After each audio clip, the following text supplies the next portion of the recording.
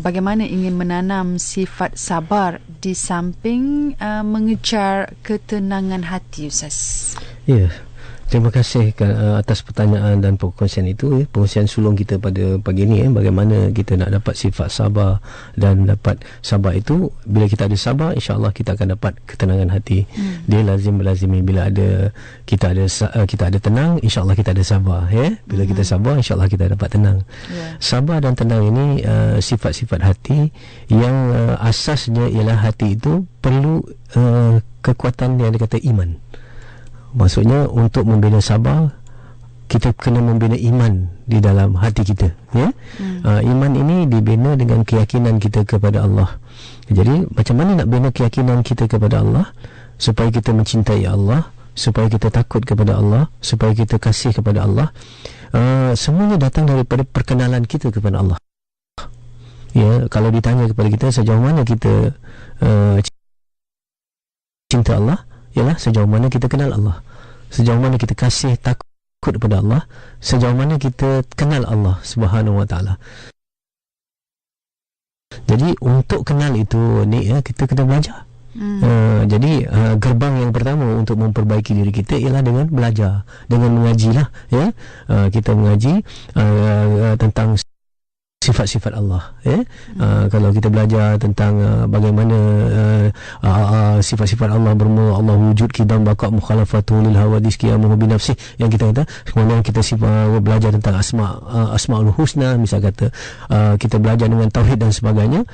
Itu membuka singkapan akal kita supaya kita lihat Allah itu besar dan tidak ada tandingannya. Allah itu maha agung dan tidak ada tandingannya dengan siapa-siapa. Laisa kamisli syai', ya, tidak ada yang sama dengan Allah. Jadi waktu itu kita tersingkap akal kita. Tetapi yang dikata kenal bukan dengan akal ni, ya, tahu dengan akal, tapi kenal dengan hati. Jadi macam mana nak resapkan ke dalam hati? Ini melaluikan apabila kita kenal Allah, kita bina dengan ibadah-ibadah.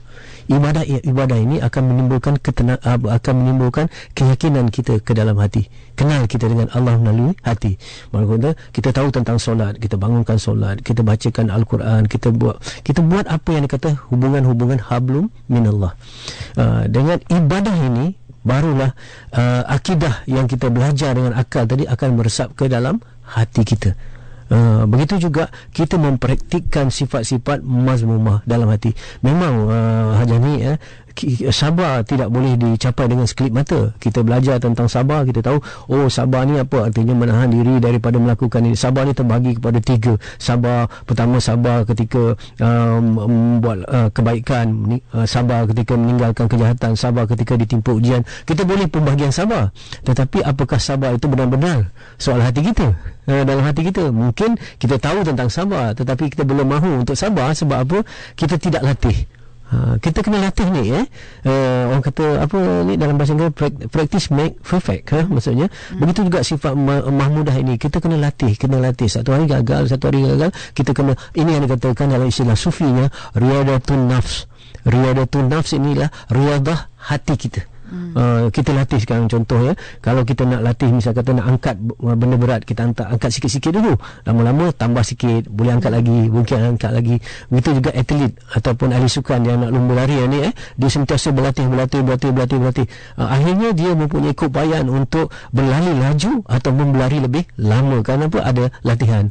Begitu juga tentang tadi, macam mana nak dapat sabar. Ilmu-ilmu yang itu kita praktikkan, dan kita kena menjalani proses yang dikatakan mujahadah war riyadah. Mujahadah itu berperang dengan hawa nafsu, riyadah jiwa kita untuk melakukan kebaikan sedikit-sedikit dengan pimpinan apa? Dengan pimpinan guru yang mursyid atau guru yang boleh menunjukkan kita. Macam atlet tadi, dia ada apa? Jurulatih dia, kan? Kalau dalam hidup kita ni orang kata mentor begitu, jadi kita perlu adakan guru yang insya-Allah. Jadi itulah jawapan saya. Insya-Allah mudah-mudahan apabila kita menuju kesabaran, insya-Allah pun sudah ada ketenangan. Belum lagi memiliki kesabaran ni, menuju kesabaran pun sudah ada ketenangan, insya-Allah.